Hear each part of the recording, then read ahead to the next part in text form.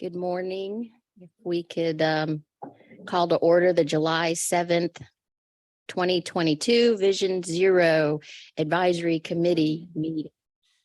Thank you. Staff, please call the roll so we can establish quorum. At this time, I'm only asking those VZAC members attending in person to respond by saying here when I call your name. I want to remind you to unmute your microphones by pushing the button on the base prior to responding. Alternates, please also state your name if you are attending on behalf of a VZAC representative. Tracy Phelps, Here. Rosenzweig, Here. Craig Pinder, Ted Goodenough, Here. Joan Olivia, Joanne Scaria, Here. Fadi Nassar, Here. JC Beery, Here. David Willich, Here. Jean Matthews is absent, Bruce Guyton, Here. Michael Owens, Christian Santa Gonzalez, Here. John Roach, Larry Wallace, Here.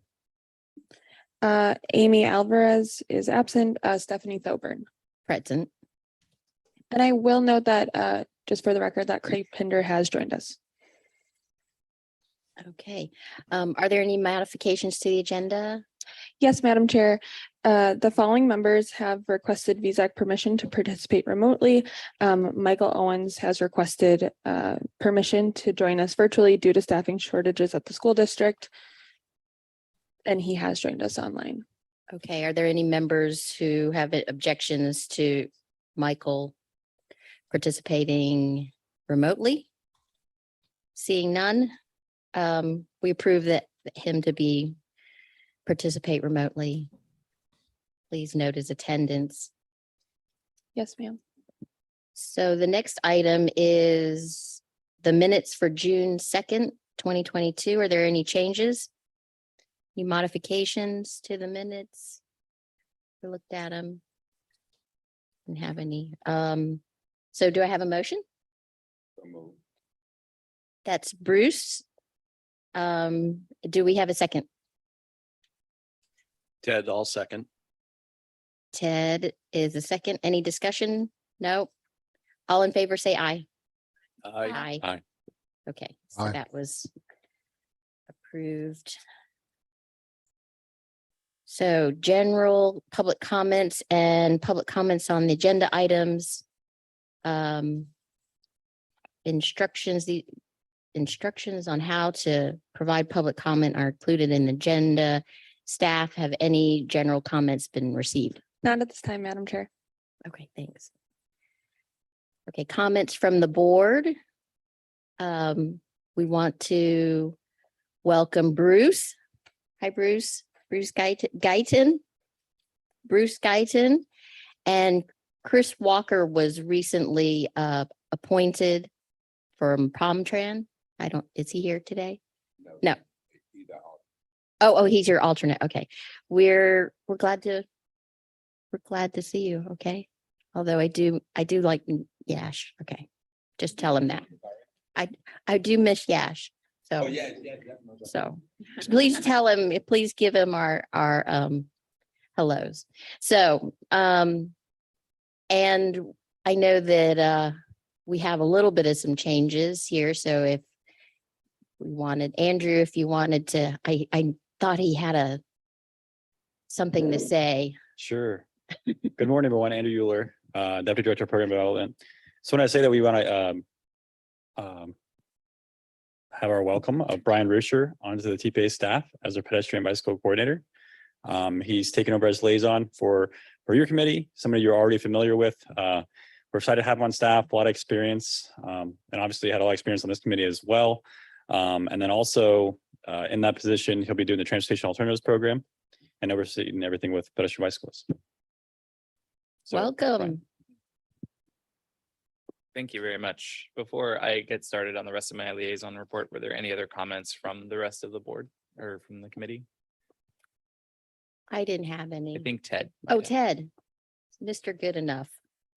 Thank you, Madam Chair. Just my usual monthly reminder. I'm Ted Goodenough. I'm representing the community of the disabled. And if you are presenting and you choose to wear a mask, please wear a clear one so that people can read your lips. And if you're presenting a slideshow with graphics, pictures, charts, tables, or anything, please, for those on a cell phone who are not using their camera or those who are visually impaired or blind, please describe those things to us. Thank you.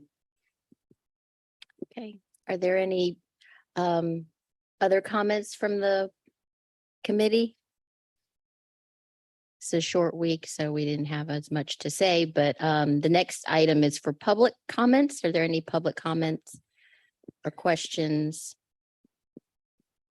There are no public comments at this time, Madam Chair. Okay. So the liaison report. Thank you. Just give my staff a minute to pull up the PowerPoint. So that first item has already been covered. Thank you for the introduction, Andrew.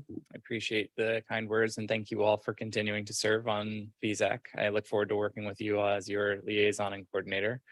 I also want to offer congratulations to the town of Jupiter. They passed their Vision Zero resolution on June 7th. So congratulations, Stephanie, to you and your team for pushing that forward. We appreciate that and we look forward to working with you on that effort.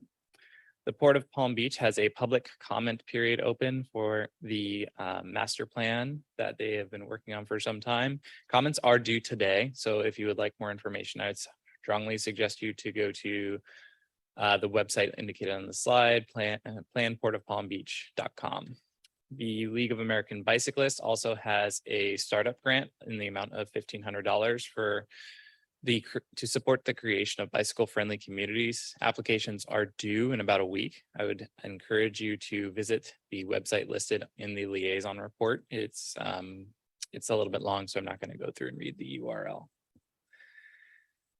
The FDOT has a local road safety workshop. This is where communities can learn a little bit more about developing safety projects. That workshop is going to be on July 26th at 1 p.m. There is a website listed, palmbeachtpa.org/FDOT D4 workshop where you can learn more information and register. Again, I would strongly encourage you to participate in this effort. It's really good to see our partners working on these things. We encourage participation from all the municipalities. There are 2 federal grants which are currently open for applications. The first of which is the Safe Streets and Roads for All grant program. This is intended to support local communities developed comprehensive safety action plans and implementation of safety action plan items. So the first year, this is going to be a 5-year program. They're going to focus on planning grants for Vision Zero action plans, also referred to as comprehensive safety action plans. Please encourage your staff, peers to look at doing this. It's possible to partner with your MPOs as well on the applications. So if anyone is interested, please reach out to me and I'll be happy to have a conversation with you all and discuss that further. The second grant is the Reconnecting Communities grant. Its deadline is October 13th. That grant is intended to help reconnect communities that were previously disconnected by transportation infrastructure. So for those of you who are unaware, highway programs, for example, had very adverse impacts on some communities. This grant program is intended to help reconnect the infrastructure in those areas. More information is available at transportation.gov. We have our TPA governing board meeting will be held on July 21st at 9 a.m. You all know how to find our website and how to participate in those. So I'd encourage you all to watch that live. And lastly, we have a mobility options video that Melissa's team has put together, and we're going to go ahead and play that for you now.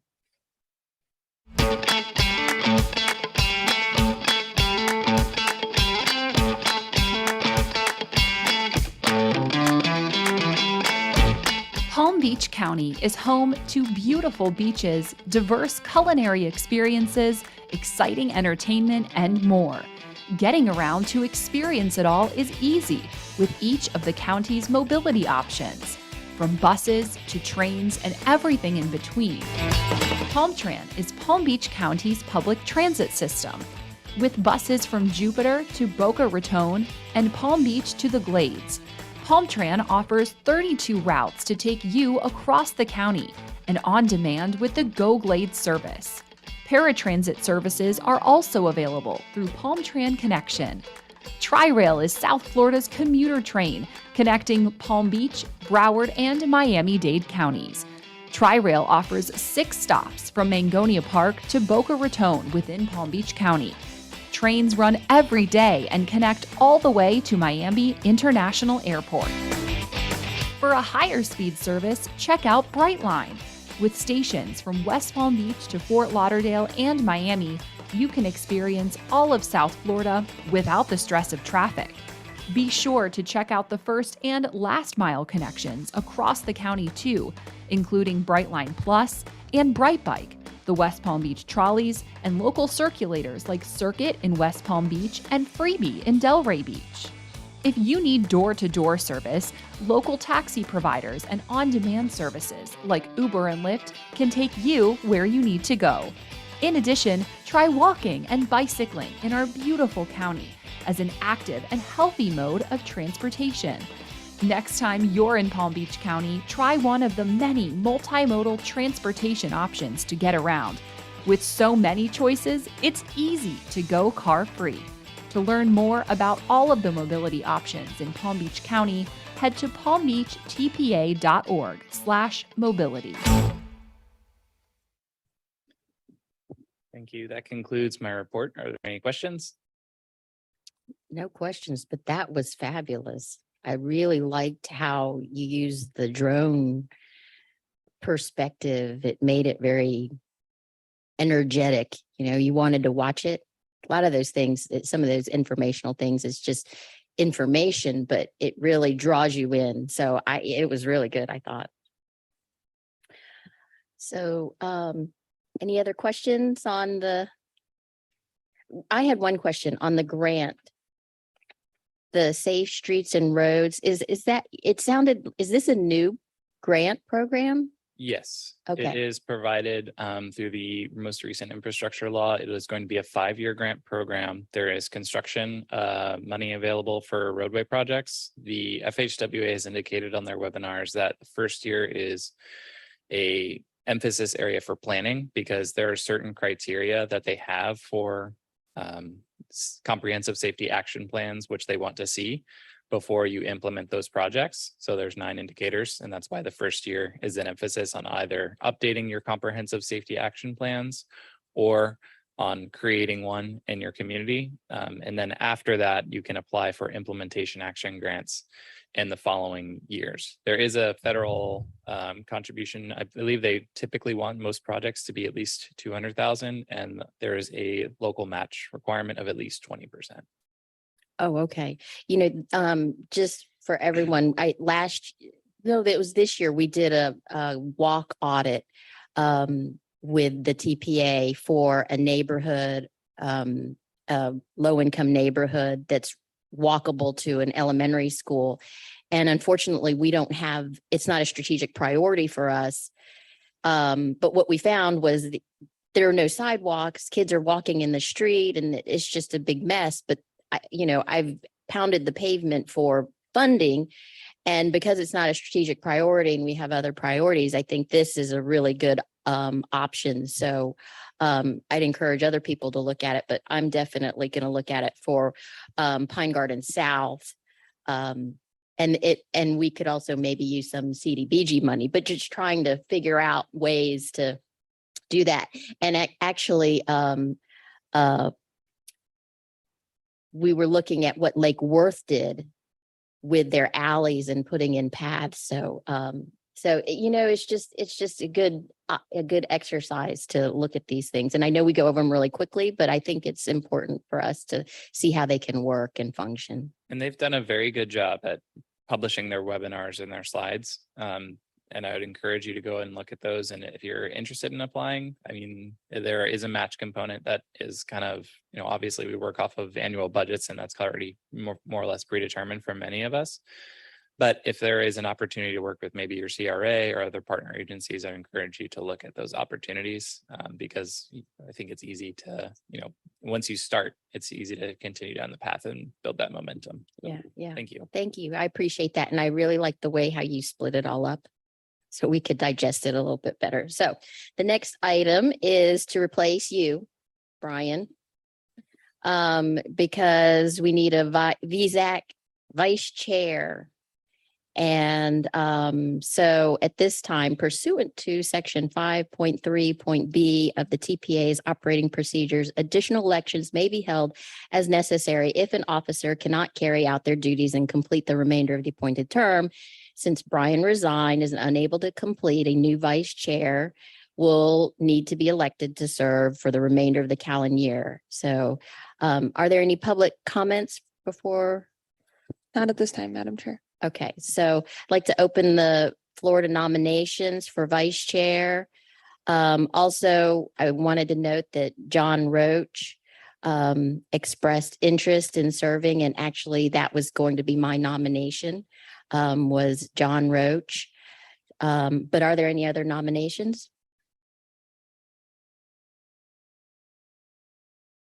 No, seeing none. Okay, well, otherwise we'll close the nominations and what do they call that? It's since there's no other, he automatically gets, do we need a vote? The word that you're looking for is ratified, Ratified? Okay, really? Okay, but if you wouldn't mind having a Okay. hand vote. would I be vote helpful. for John. Anybody else? I'm sorry. So you just need a motion and a seconder to close out the item. Okay. Do you have a I'll first? second your motion. Oh, I'm sorry. I'll make the motion. Did I make a motion? I think I made a motion. Okay, sorry, Joanne. I will make a motion to nominate John. Okay, thank you. So I'm first, second. Thank you. Show of hands then. I see everybody's hands up. Larry's not allowed to vote, so that's okay. So John Roach, you are vice chair. Thank you. And it was just a coincidence that I did not get him on the agenda, just so you know. Okay, so the next item is the adoption of the fiscal year 2024 through 2028 list of priority projects. And Jason Price, the TPA TIP coordinator, will present this item. Yes. So now we're moving on to the action items part of the agenda.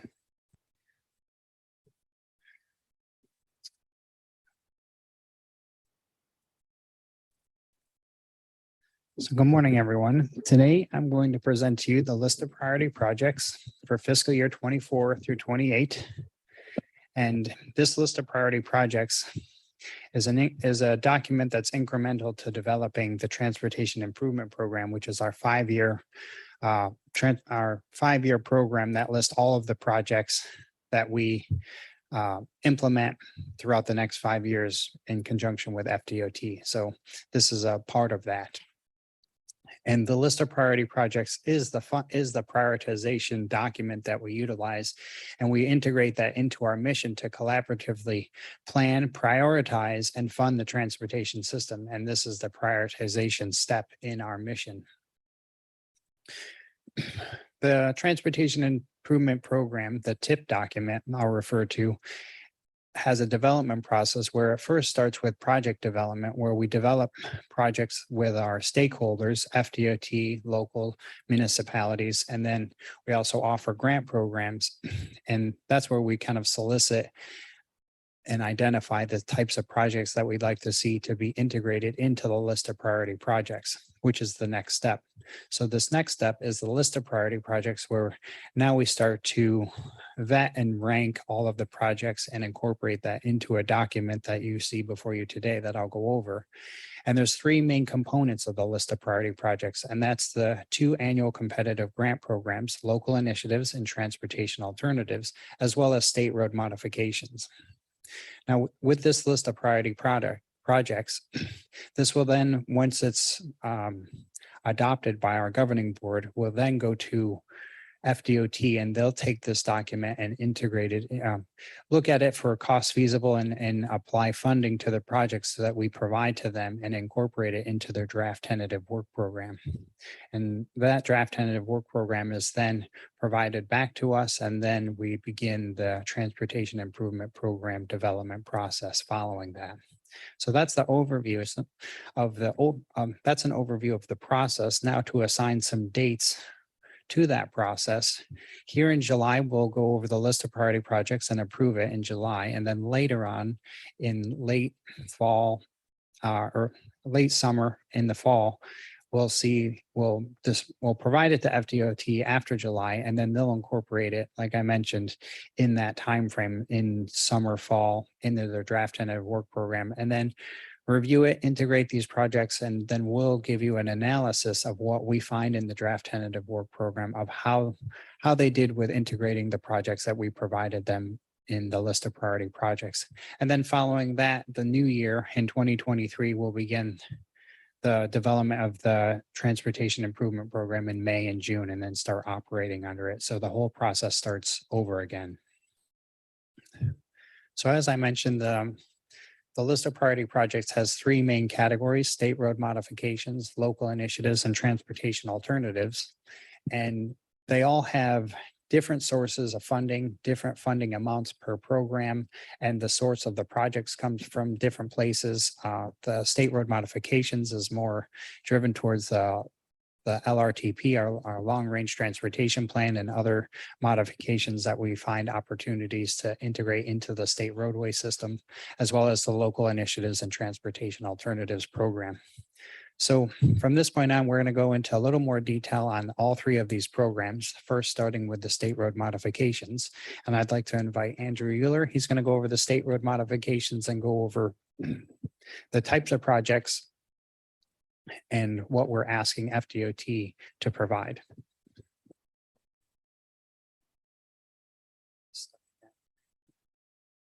Thank you, Jason. So yes, I'll be going over the state road modifications. The purpose of this program is really to construct and enhance state roadways to advance the TPA's vision.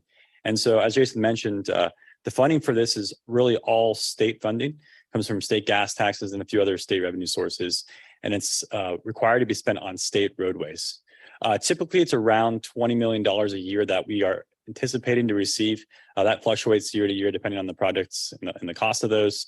Could be higher or lower, also depending on sort of the other priorities that the state has that uses these same state funding sources. So think about our strategic intermodal system, our state roadways and operations, and a few other categories that also receive funding from state funds. The products that we've typically had in this and historically have been a lot of roadway capacity projects. If you think about recently more State Road 7 and the extension, and then also in the plan is the Atlantic Avenue widening. But we're also seeing a lot of other types of products, and we're trying to push our vision towards safety. So we have safety products in here, complete streets, transit projects, and then signal technology and resiliency. Typically, this is products coming into the new 5th year of the program. So our current tip upcoming here is going to be all the way up to fiscal year 27. So a lot of the new funding you'll see for this next priority list will be going into fiscal year 2028. So that's really where most of the larger requests will end up. I'm just going to go through a few highlights about what we're requesting for ones that are not yet fully funded. So all the requests I'll mention are ones that still has money that's remaining to be programmed for the tip. The first is the Atlantic Avenue widening from Lyons Road to Jog Road. The western portion of this is already fully funded from State Road 7 to Jog, or to Lyons, sorry. And that's going to be coming up in a few years here. What's left to fund for the Atlantic Avenue widening on the east from Lyons Road to Jog Road is the construction cost. So our main request is to prioritize the funding for construction, and if possible, to accelerate the funding for right-of-way. Next is the US 1 Enhanced Transit and Multimodal Corridor Facilities projects. A couple of years ago, we completed the US 1 Multimodal Corridor Study, which is the entire length of US 1 in Palm Beach County. And there's a series of segments in that plan that has concepts that we're pushing forward over the past few years. And so 3 of them I wanted to mention that we're looking for funding for in this list of priority projects includes construction funding for the land repurposing project in Boca Raton, construction funding for a complete streets reconstruction project in West Palm Beach, design funding for land repurposing project in Lake Worth Beach, pending FDOT's approval of that land repurposing. Next is our Okeechobee Boulevard Enhanced Transit and Multimodal Corridors facility. So similar to US 1, we have a study underway right now that we're looking to finalize this year, and you all will see a presentation on that come October. And it'll be going to all the committees for their recommendations, and then it will go to the governing board in October as well. And that will be the final recommendation for that study. And then with that recommendation, we're looking to go to the next phase of this corridor study, which is a feasibility study by FDOT. So they will look at the corridor based on our recommendation and see whether those recommendations are feasible when it comes to right-of-way considerations and a few other considerations in that study. We're also looking to fund enhanced transit shelters on the corridor. There's already design fundings for enhanced transit shelters in the TIP document. This is looking just to have the construction funding also funded in the next 5 years. Next is the Lake Worth Road corridor, similar to the other ones, but this one's going to be also sort of studied in the next year here, along with the other corridors that we have not yet studied as one package. But right now, what we're looking to have prioritized, just like we have on US 1 and Okeechobee Boulevard, is transit signal prioritization, right? So giving that prioritization to transit vehicles and also emergency vehicles where possible, and have that coincide with the US 1 and Okeechobee Boulevard transit signal prioritizations. And the last one I want to mention for state road modifications is on the final part of our list for this program for state road modifications. You'll see a lot of Boca Raton and Palm Beach County traffic signal requests for hardening their traffic signals to make them more resilient to storms, and to also upgrade the technology. The one I wanted to mention that we're looking for requests for is the federal highway at Spanish River Boulevard and Boca Raton as one of those projects. But there's also a series of other projects that are still not fully funded when it comes to intersection improvements. That's all I have for you. I'll turn it back over to Jason. Thank you, Andrew. So now we'll move into our annual competitive grant programs, which is the local initiatives and transportation alternatives. The first one for local initiatives that provides about 22 million in federal funds on an annual basis, and projects can receive up to $5 million as a maximum per project, and a minimum is required of 250 per project. The timeline for getting to construction in this and local initiatives is it's expected to have the design completed in year 3, and then you receive the construction funding in year 5. And the types of projects you'll find these projects, the only types of projects that are eligible are on the federal aid eligible roadway network. And that's it's a pretty expansive network throughout the Palm Beach County. And you can find it on our palmbeachtpa.org website. We have a map and we have all of the federal aid eligible roadway network listed. The types of projects that we find in local initiatives are more geared towards complete streets, transit capital, like new rolling stock for SFRTA or new electric buses for Palmtran, and then non-motorized infrastructure like bike and pedestrian safety projects, sidewalks and bike lanes, and also freight efficiencies. The request that the TPA is making of FDOT is first to update the programming of our SU funding to support the TPA planning and administration. And that's to be consistent with our recently adopted fiscal year 23 through 24 UPWP. And that's our operating plan. That's the plan that we utilize every 2 years to fund our planning studies and then operate the agency and support staff as well. And so that's incorporated into the local initiatives funding for SU funding, which is both used to construct projects and then the planning operations for the agency. The other ask is to apply funding for the 7 projects that were submitted in the previous local initiatives grant cycle, which was successful in getting 7 projects that were vetted and deemed eligible to be constructed and funded by FDOT. And I'd like to go over all 7 of those projects now, so you know the projects that we're requesting funding for. The first project, and these are tables, but I'm going to go through all of the lines and all the information on the tables for the benefit of the group as instructed. So the first one here is a 10-foot shared use pathway and missing sidewalks that is being considered on Southwest 18th Street for Boca Raton. That's the top rated project of the 7. And that's followed by Tri-Rail. Tri-Rail's request for new rolling stock. The next project is a 5-foot designated bike path, bike lane, and an 8-foot sidewalk on Gardens Parkway for Palm Beach Gardens. And that's to create more connectivity on Gardens Parkway to connect to their mall as well. And the next project is Palm Tran with the purchase of 4 electric buses in their initiative to convert their existing fleet to an electric bus fleet. And they've done this over the past several years, so they're really on track to meet the mark of transitioning their bus fleet to an electric bus fleet. Excuse me, I just need some water.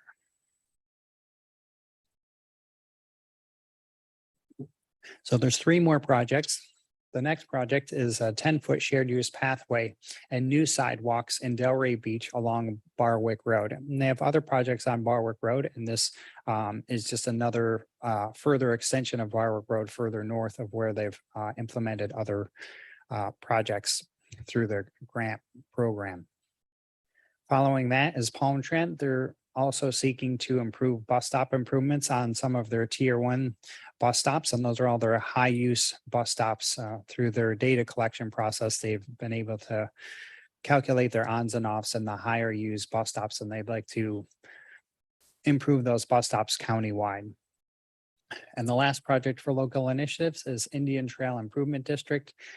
They're seeking to install seminal speed tables on a collection of roadways in Indian Trail Improvement District, and that's along Temple Boulevard, Hall Boulevard, and 140th Avenue. And that concludes the presentation, the portion for local initiatives. Now we'll go over transportation alternatives, which is the smaller of the 3 programs that I'm presenting today, or that has been presented today. And it provides about 3.3 million in federal funds with a maximum of 1 million per project and a minimum of 250,000.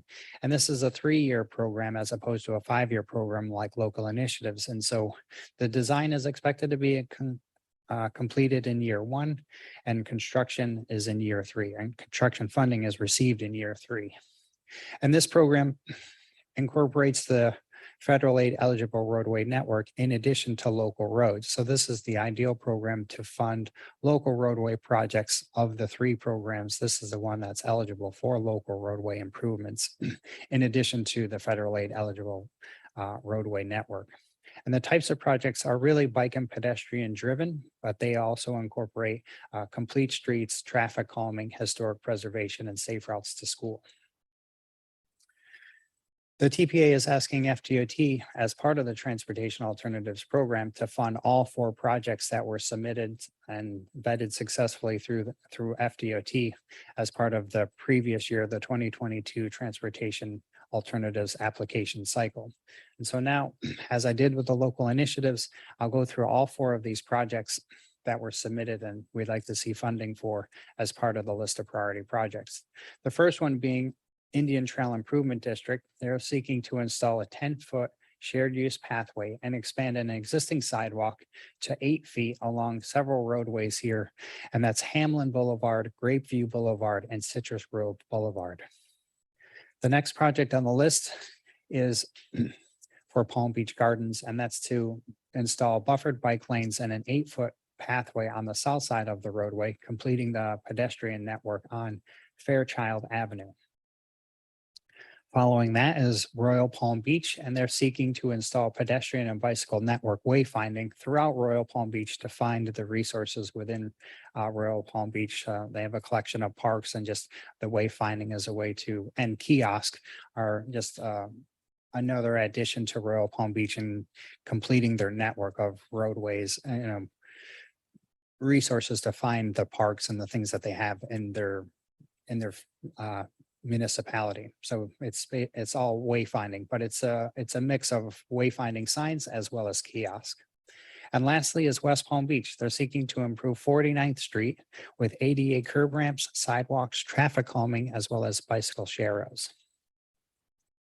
And so I wanted to provide two resources here. One is for the actual document that lists all of the projects within each one of the programs. And that's you can find that at palmbeachtpa.org/priorities. That'll take you to the list of priority projects document that I'm presenting here today. But you can also find additional information on the 3 grant programs that we're offering for local initiatives, transportation alternatives, and state road modifications at palmbeachtpa.org/funding to get more information on the grants. And so with that, I'm seeking a motion to recommend adoption of the list of priority projects, and I'll take any questions at this time. Oh, Awesome. we need to get public comment first. If At- there's any, At this time, there is no public comment. okay. Do we have any member questions or comments, Tracy?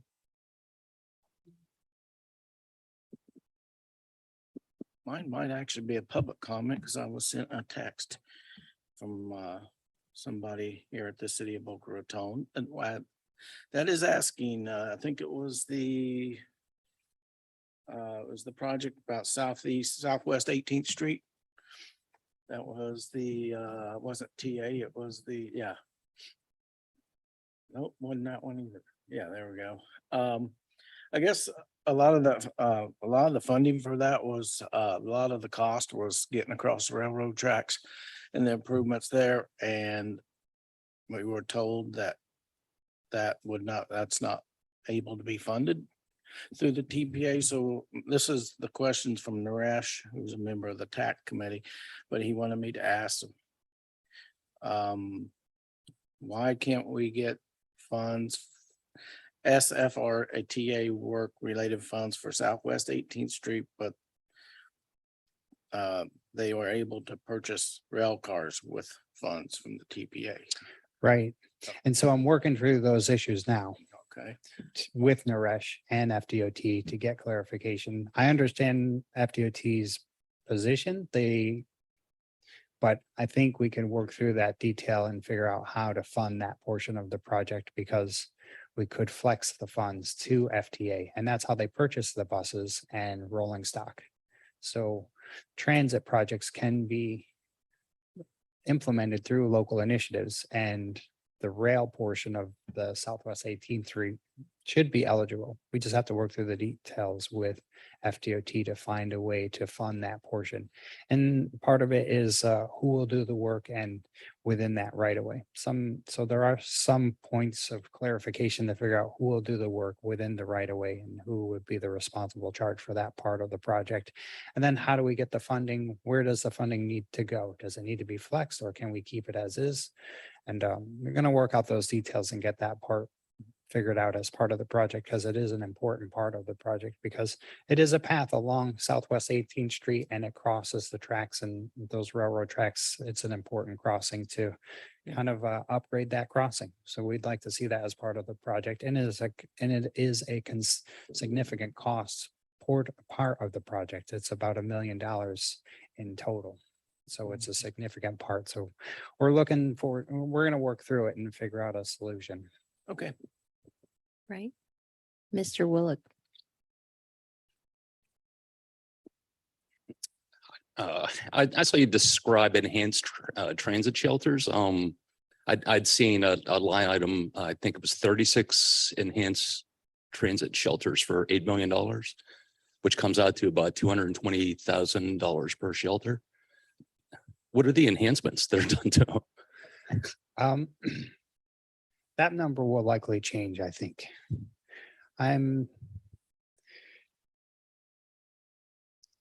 That's a hard question to answer because I'm not sure.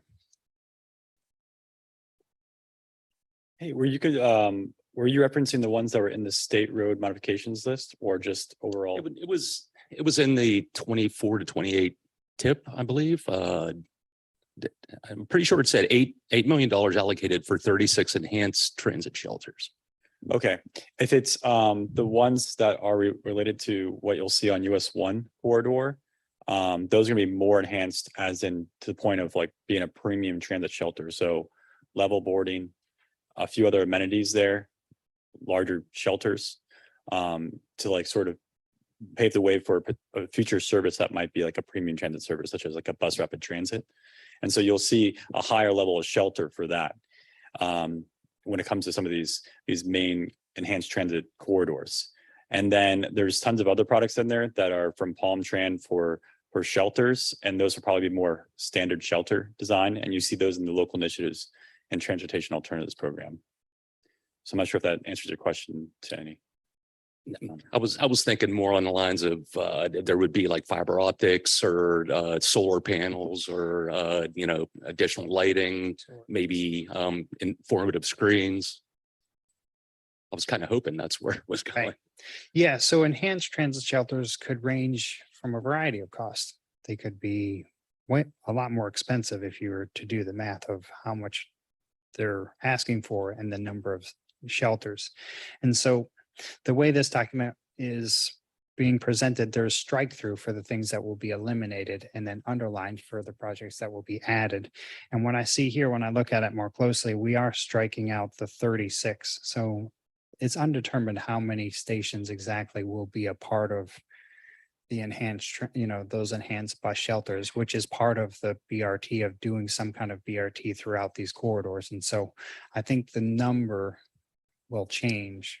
And so that will reflect, so that cost will probably change with how many shelters they have and how much they cost. So I could see how when you do the math, it's now kind of like cheap shelters for enhanced shelters when you. I was wondering what kind of enhancements were there. Yeah, and the enhancements could vary. Saw shares maybe. Yeah, And we can get more information for. Yeah, for you I know. all on that. I think information. as the project develops and they get more closer to the details of this is exactly where the shelters are going to be. And this is the types of shelters we identified as enhanced shelters. We'll likely bring that back and do a presentation or at least provide that information of this is what enhanced transit shelters look like for the benefit of all the committees so they know what is being installed in the right of way and how this BRT is kind of taking shape. So I think right now we just don't have that information because we might not be that far along in the planning process, but I need to follow up to figure that out and then I can get back to you and Okay, see. yeah, presentation would be great. Okay. Thanks, Fadi. I guess my question is along the same line. I think Palm Tran is getting about 10 million from Del-I program. I think 5 million for electric buses and 5 million for enhancing shelters. Would that include something like flashers for crossing the road or something outside the immediate kind of shelter? Because I mean, these flashes are pretty expensive. A lot of them, usually when you have bus stops on both sides of the road, you do have pedestrian activity. Do you know if these are included in those 5 million? Which again, it's a big amount. It is not included. When they submitted the grant application, then they requested 5 million for the bus stop improvements. What I received was they want to improve the top tier, the highest used bus stops first. So they have a number of bus stops. I don't know the exact number, but there's quite a few bus stops out there on both sides of the roadways for all of the transit routes. So the highest, what they're calling the tier 1 bus stops will be the ones that will be improved first. And it won't include flashers or anything outside the footprint of the shelter is how they've applied for the grant. And that's how it'll be implemented. It won't implement stuff outside of the bus shelter itself. If I can, we will request more information regarding the enhanced shelters. I know that it's typical for those types of shelters to have electrification information systems associated with them, so the cost can be substantially higher. They typically include real-time boarding, nighttime illumination, and they might also have, level boarding, which impacts the right of way as well. So there be geometric changes that potentially could be impacted, but not necessarily being a pedestrian facility, it might have an impact on the road. So we can request more information for those specifically, but they are more costly because they are a higher standard of service for that type of element. Yeah, I mean, that was my follow-up point, because I know in Europe, wherever you have a bus stop, usually have indication how many minutes for the next bus. Hopefully, at least this amount of money would be used for something similar. Again, we are all for improving, bus service, bus shelter, bus safety, all of these things. But I still believe that, luckily in Palm Beach County, we still have affordable parking. And I think we need to invest a little bit more in maybe circulators in many cities. So we can reduce traffic within the downtown. So hopefully, as you go towards future years, we'll have a more balanced approach. It's nice to have 5 electric buses, but also it's nice to have some circulator where we don't have in locations. This is regarding the I program. I had a question regarding what Andrew presented for, the transit alternative studies. And unfortunately, I'm going to be voting against because we believe that, there's some important step being missed in that, which is a real simulation of the impact on traffic when you repurpose lanes. We know this has not been done adequately, just focus on transit. So hopefully, before you provide any kind of preferred alternative to DOT, you really evaluate what the impact on traffic would be, which include both traffic simulation, but also you may need to do some regional model, sub-area model refinement to provide a more accurate level of analysis. So that's my comments. Spotty, what item was that in particular, the location you're talking about for repurposing lanes? It's what Andrew presented, the initial slides. You have the Okeechobee Transit Study, Okeechobee Boulevard. Yeah, I mean, you just passed it. The next one, this one. Now, I understand, for US1, it's a unique situation. And I mean, the impact on traffic may not be as relevant because it's more about access, more about serving, commercial. But the other corridor, like Okeechobee, Lake Worth, whatever, I think whenever you take a lane out, we expect a full analysis what the impact would be on traffic. And again, we're not arguing with whatever assumptions for the transit ridership. We accept that, but at least you need to figure out what the impact on traffic should be to provide a more realistic analysis. Thank you. Okay. Thanks, Fadi. Mr. Goodenough. Thank you, Madam Chair. Jason, you mentioned in one part of your presentation, an 8-foot wide shared use path. I think we all know I'm not a real fan of shared use. Is that single direction or back and forth? Do you know?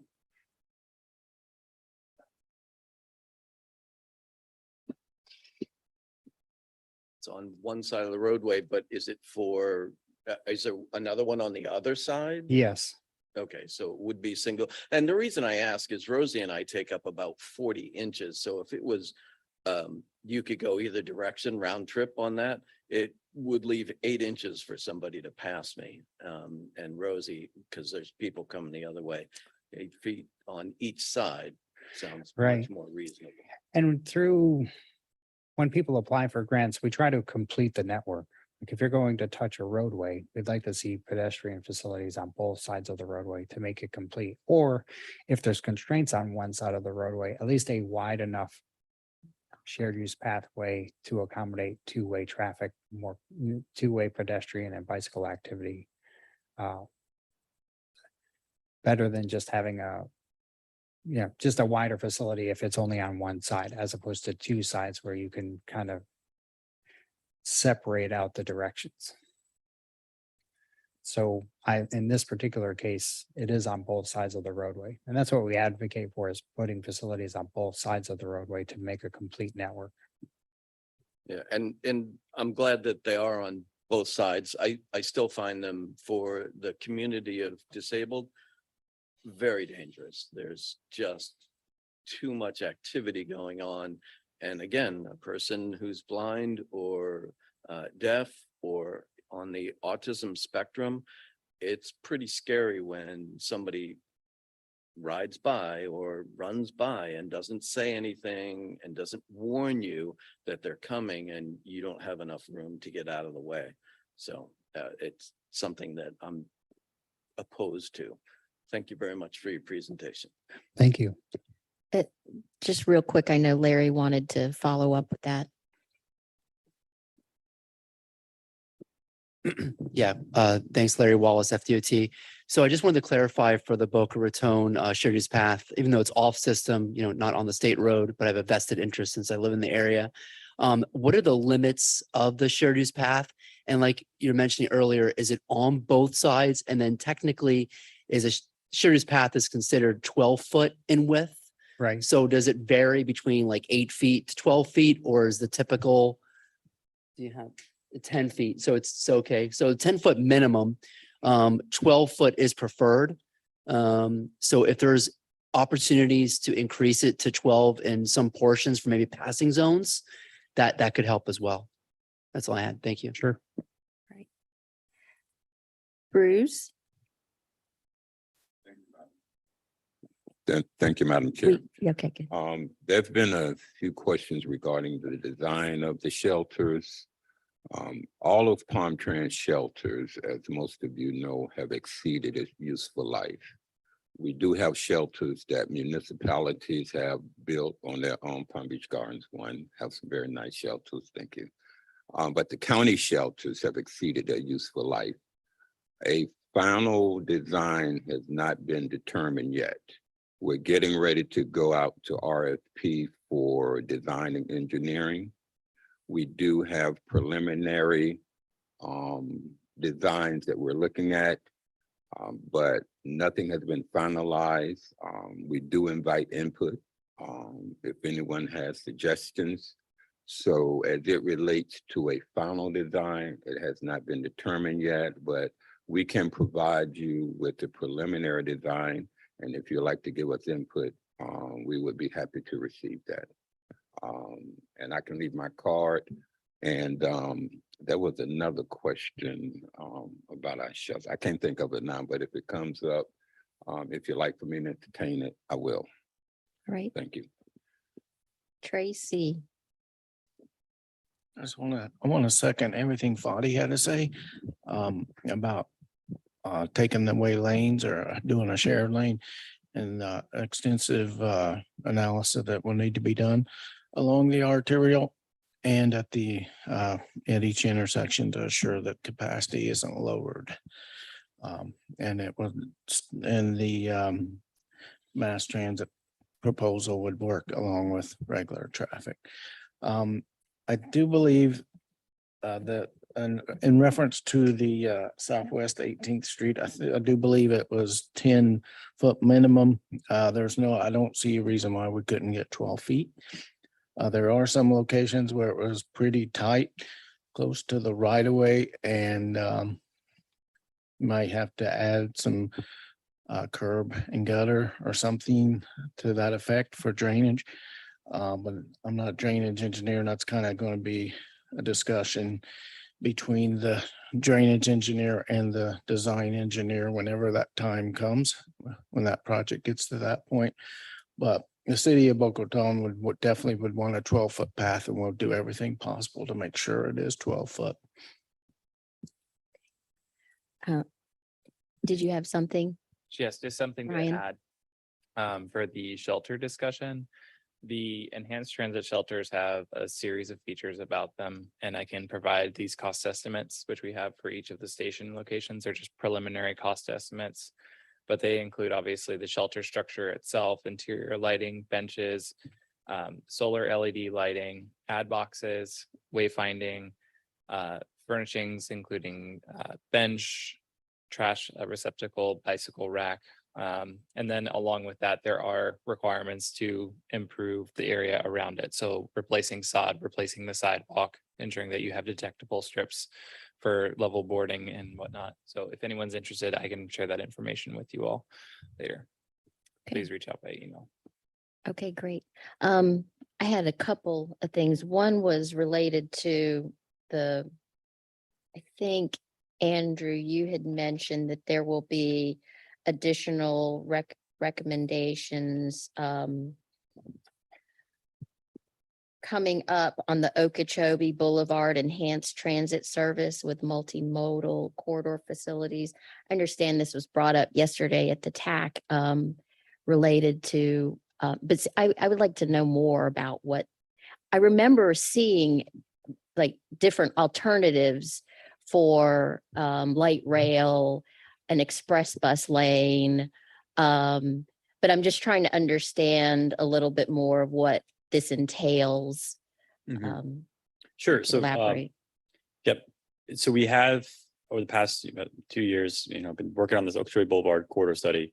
And we had a series of meetings and workshops, and I think you've had presentations. We most recently had one a few months ago that had the alternatives. Those included from light rail, dedicated light rail, at grade, above grade, and then bus rapid transit within the median, outside. And then there's also bus rapid transit within the current roadway. And so there's going to be another presentation for you all in October is what we're shooting for. September, October timeframe. And it's going to go to all the committees and then to the board for final adoption of a approved recommendation for that, whatever the alternative comes out of that. And then after that, the next step, as my understanding is for FDOT to see if that's feasible in that study. I'm not sure if that next step has the full traffic analysis as part of that. I don't know if it does. I think this is probably not, I don't know if this feasibility study incorporates that part. I have to get more information on that. But after that feasibility study, then there's additional steps to get to a PD&E and then go into design. So it's a few years out before we even get to that point. But this is just the next step, as I understand it. So we'll have our recommended alternative adopted by the board in October, and then after that, we'll work with that in their feasibility study. Okay, so it's to do more planning studies. It's more planning. Yep. Not based on a solution. Got it. And then before we go to Mr. Goodenough, just one other thing. I know Fadi and Tracy, you made very good points about making sure that any lane repurposing for transit addresses impacts on vehicular traffic. But I think like just from because our committee, Vision Zero Advisory Committee is geared towards transit, multimodal, and those types of things. I think, there needs to be some sort of discussion, which is why we're all here, on prioritizing transit and prioritizing multimodal, maybe not above, but maybe prioritizing it equivalent to vehicular traffic in different places. I don't think, like in Jupiter, for example, that makes complete sense because we don't have the density. But in certain places where it's density driven and the ridership is higher, or there is more need for those transportation disadvantaged to use transit, that those types of ideas of reprioritizing, lane repurposing, and having lanes for transit should be equivalent to traffic, and the movement of traffic.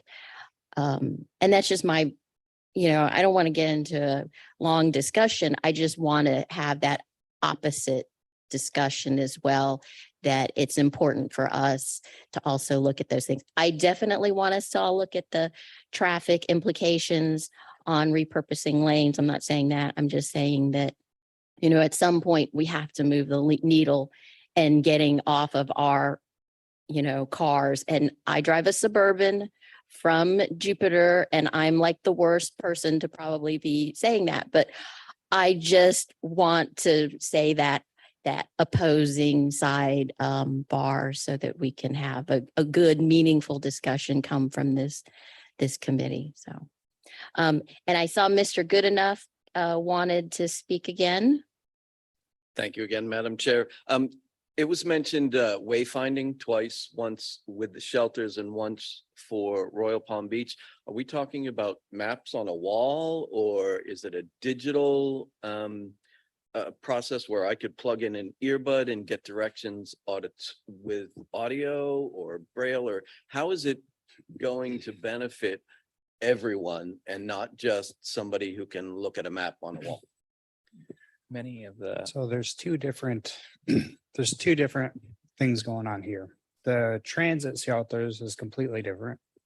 The grant, which I'll stick to for Royal Palm Beach, those are standalone kiosks. There's 8 of them, I believe, throughout the city. And I think there is maps and information inside the kiosk, but ADA accessibility is something I could follow up and ensure that they include.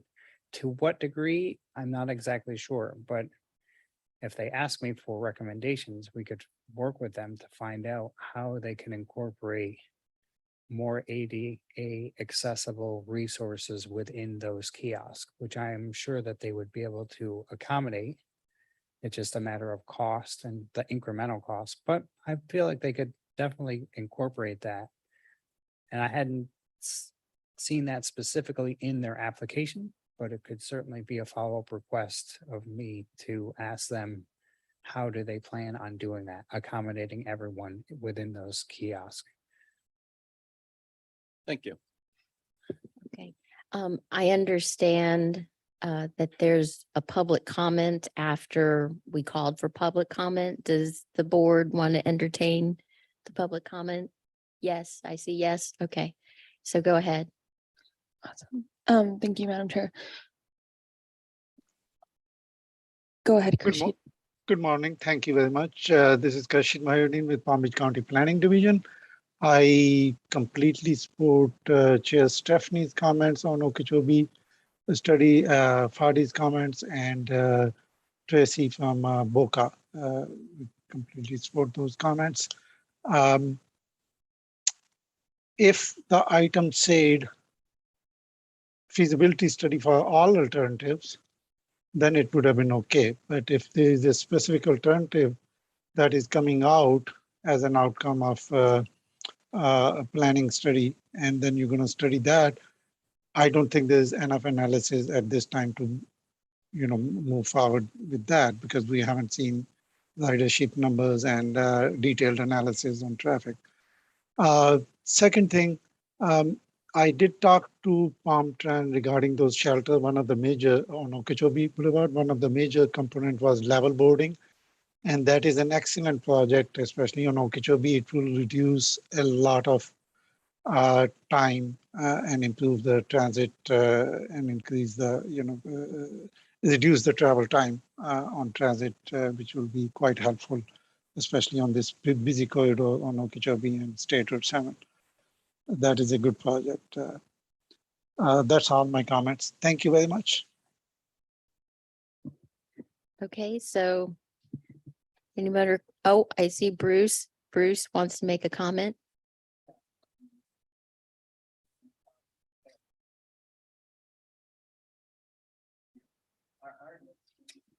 Sorry. And these kind of projects, as in a lot of projects, aren't you required to comply with the ADA? Well, yeah, I'm just going to follow up and confirm that. Determine. I'm going to follow up with Royal Palm Beach, and I'm going to ask them, are the kiosks ADA accessible? And they'll be ADA accessible in terms of access, but he's talking about the maps and the information inside the kiosk, if there is any. I understand that. So I want to make sure that that component of accessibility is also incorporated.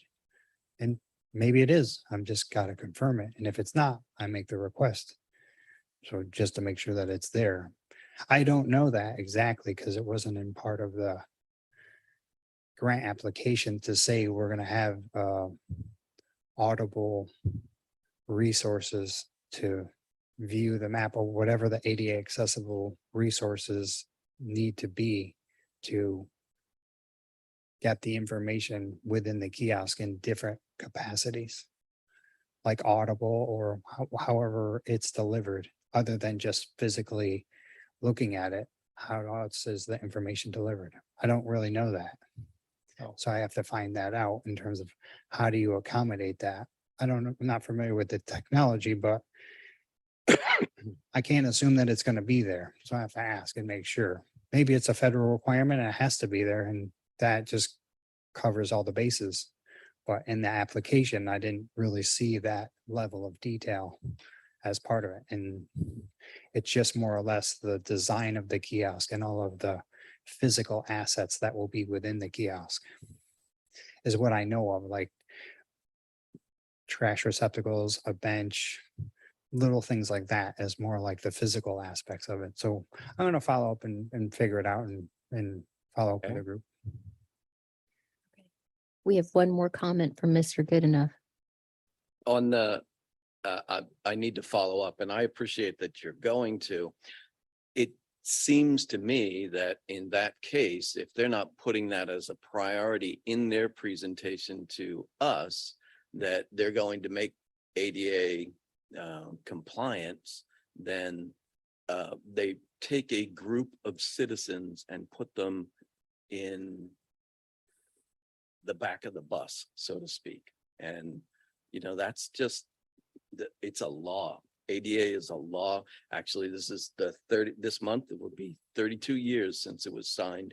And unfortunately, people are still not making it a priority. It's secondary, and it should be right up with everything else, just like curb cuts and bowing buses. They need to think about all people, not just a few. Thanks. Just received a note, just elaborate a little bit further there, because they're receiving federal funds, they will be required to be compliant with federal law for ADA. So thank you. All right. So do we have a motion? Oh, wait, I see Mr. Guyton No, again. just to kind of confirm what Palm Trans position is on ADA. That is always at the forefront of our considerations for any of our projects. As indicated, it's required by FDA, but we have a strong sensitivity to include all of the community, to include those who need the accessibility equipment as it relates to Palm Trans projects. So I just want to make it very clear that we do have a high priority in emphasizing ADA compliance. And we would do it voluntarily, even if it were not a requirement by the federal government. And when we are members of different industry-related organizations. Many of our people are on accessibility committees. So in Palm Trans, that is something that is at the forefront of our consideration. Thank you. Right. Do I have a motion? Oh, Brian, did you want to? No. Do we have a motion? Come on, Bruce. Second.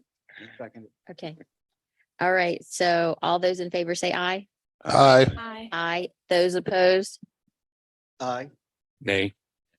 Okay, so two opposed, Mr. Willick and Fadi Perfect. are, And just for our records, could you state for the record why you're dissenting? For the reasons that Claudia went over. Perfect. Thank you.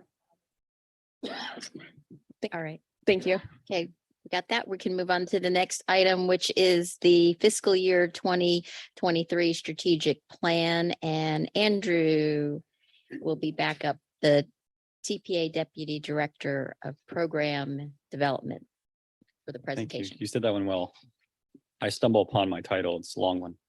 Good morning again, everyone. I'm going to be going through the draft fiscal year 2023 strategic plan. This is sort of additional activities that we do throughout the year to accomplish our mission and vision, right? So last month, we adopted our Unified Planning Work Program. So that sets our next two fiscal years, fiscal year 2023 and 24, on what we do as an agency and what our staff does with their planning activities day to day. This is sort of intertwined in that and goes above and beyond on some additional things we want to focus on to move forward. What you'll see in this is really a lot of streamlining of some of our activities to sort of state around 3 to 5 actions per goal. And I'll be going through them each goal individually. We recently published a fiscal year 2022 annual report that highlights what we've done in the past year. That also includes some of the information on what we did in the 2022 strategic plan for those actions. That was available by print, and then it's also available on our website at palmbeachtpa.org/annual report. That was another one our PR team put together along with the video. So I'll be going through these goals individually. This report, that this strategic plan draft for 2023 that you see in front of you today, that was in your backup, was seen by our executive committee, which is made up of 5 members of our governing board. They met on June 6th to discuss this and provide their recommendations. And so it's going to be presented to you all now and our other committees, and then final adoption is by the board in July, so this month. Our first goal is engage the public. And we had a lot of changes to this section, but really what we're doing is streamlining sort of what the outcomes are. So how we're measuring outcomes is a little bit more clear now. And what I mean by that is we have 5 actions for the sections for engage the public, but they're centered around now outcomes that are all sort of all encompassing when it comes to engaging the public. So our first one deals with how many comments we receive from our different tools, like our maps, our surveys, and other platforms. So we're looking for 500 comments themselves. So direct feedback to the agency on items. The next one deals more with followers and impressions we receive on our media platforms. So how many followers are engaged in our social media platforms? We're looking to have 4,500 followers, and then 30,000 impressions per month. So how many times people see our items or click on our items through our media. The next one is how many participants we receive throughout the year at our events. So looking for 2,000 participants. And then the next one is public awareness through media related stories. So having 75 TPA related media stories. So when we have big items that are going to our agendas or other things we're doing with studies, our PR team works on pushing those stories to the media. And then if they cover those count as a media story towards our goal of 75 in a year. And then lastly is one geared towards how many presentations we do to partner agencies and groups. We had a goal of 15 last year, and now we have a goal of 20 this year. So it sort of hits every level of sort of an outcome you can expect for engaging the public. The next goal is plan the system. Many of the ones in this section were struck through. A lot of them were just one-time commitments. That includes an update to our Complete Streets design guidelines, which are being finalized now and are going to be available pretty soon. I believe we'll have an updated presentation on those when those are completed for you all. We also had a COVID-19 pandemic study on travel patterns that was provided, and it's on our website. That was completed. So those were 2 that are sort of one and done for updates. So those were taken off the list. We still have 3 actions for this goal. Another one I want to mention is the Vision Zero Action Plan. We updated that last year. So now we'll just be providing a status update annually as our deliverable. Next is prioritize funding. Our first goal is to create a state road modification scoring system, and our TAC worked through that and created that scoring system. So now that we have a scoring system in place for that for state roads, we're really looking to try to get some more projects funded and programmed for safety. So using our our Vision Zero action plan, our high crash corridors networks, and then our tier 1 pedestrian bicycle network, identifying projects and trying to have those prioritized as an outcome. So we have a goal of 5 safety projects prioritized. Another one I wanted to mention for this goals 3 prioritized funding is that we took out the establish an application process for safety projects. We're looking to have like a new application product for that process for that. As Brian noted in the liaison report, there's an upcoming FDOT webinar workshop about how locals can get more involved in getting safety products funded. We're sort of like working through that with FDOT, and that's why this one has been shucking through. We're going to see how that goes and see where we can make sure we're coordinating with you all as the cities and the public on pushing forward safety products for FDOT. And then the last one for prioritized funding involves how we are pushing legislative priorities and policy positions to the state and federal government. Historically, the past few years, we've had adopted a policy position statements as a TPA, and those were combined from multiple positions from our partners, some local policy positions, and then our long-range transportation plan for our goals, objectives, and measures in that. So instead of going that route, because it takes a lot of staff effort and consultants to sort of push those positions, we'll be working through our 27 MPOs in Florida through the MPO Advisory Council. And they have policy positions that they put out. We're to make sure that we're more engaged upfront in that process. And then they're the ones to really educate or advocate towards positions in the legislature for both state and federal government. Next is implement products, goal 4. One change we had here was we originally had a goal of supporting accelerated product delivery by partner agencies. That's always been a goal, and we're still trying to do that when we can find ways of doing it. It's pretty difficult to do that because money is all already accounted for the earlier years. So to find new funding that's available to program these products earlier has been tough to accelerate. So we're changing that to assist municipalities with product identification and grant application submittals. So trying to get more applications into our competitive grant programs because sometimes they're not as competitive as they could be. So identifying up to 4 projects per year, helping locals who need those resources with submittals and identifying good projects to submit to our programs, or maybe even try to go after other discretionary grants at the federal level. Goal 5 is collaborate with partners. Earlier today, there was the mobility options video that was shown. So sort of a next step in that process is creating how to ride mobility options videos, up to 5 videos. So there'll be shorter videos to just highlight specific modes of transportation and how to use it throughout Palm Beach County. I look forward to having those. And then another new one is conduct mobile tours with partner agencies to experience local transportation facilities and services. So we have a target of 4 tours throughout the year. We've done tours in the past to different places in the county. We've been to the Port of Palm Beach before and the airport, and it's been a few years. It seems like something we can start back up and have those tours at different times in the year so people can start seeing more facilities and learn more about our transportation facilities and services in Palm Beach County. And then our last goal is administer the agency. Really the biggest highlight here for a change is that we are looking to update our board and committee onboarding resources.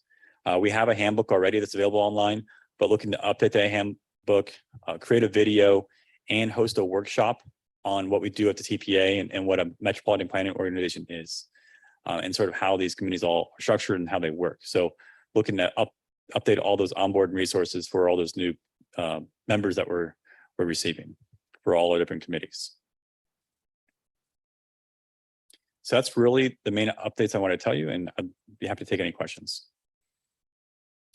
Do we have any public comment? Thank you, Andrew. No, Madam Chair. Okay. So do we have any board comments or questions? No. I have one for you, Andrew. One on the last slide, it was administer the agency and talked about onboarding. This board, with our changes to our name, Vision Zero, we were going to expand this board to include safety, personnel, police, fire, additional municipalities. You know, it'd be nice to see Belglade here, Riviera Beach. You know, and I was wondering where we are with doing, you know, moving forward with that, because I think it would be really helpful to have a more inclusive discussion. Sure. Yes, I know we have a focus that we're trying to push and get some law enforcement or fire rescue and other safety administrators in the county on this committee. I don't know if we've made any progress in the past few months, though. So I know we have some contacts that we may and who have expressed interest. And Margie is looking at me like she does have some additional information, so I'm going to have her give that. So we did reach out to a few of those agencies, but they haven't finalized anything. And then when Alyssa was here, she did have some contacts, but now we do have a new pedestrian and bicycle coordinator that can follow up on those items on behalf of the committee and make those connections. I know Valerie's been working as well to get more representation, and we did reach out to all of our governing board members to make sure that we had proper representation across all of our advisory committees. Okay, so this year. Maybe we could just bring them on a little bit at a time, so it's not overwhelming, but yeah, I just think that it would, you know, if we're going down the road of let's have Vision Zero, I think everyone, all of the municipalities should be involved in that, in this discussion, because it's our region. And some of us are more fortunate because we can, you know, Wellington, Delray, the Gardens, you know, West Palm, I mean, Boca, we're all very fortunate that, you know, we can attend, but we need more rounded discussion for those in particular. Because I mean, this is a great opportunity, and I hope that we can get more volunteers from some of the communities that need more connectivity with the rest of the region, because many of us use this as our opportunity to get grants, get connections, and it's sometimes unfair that some of our wealthier communities are positioned more to get those grants. So I feel a little guilty when we do that, but you know, it would be nice to have more of that discussion. Bruce, I'm going to call you Mr. Guyton. Is that okay? Because we have two Bruces. That's okay. BG. BG, okay.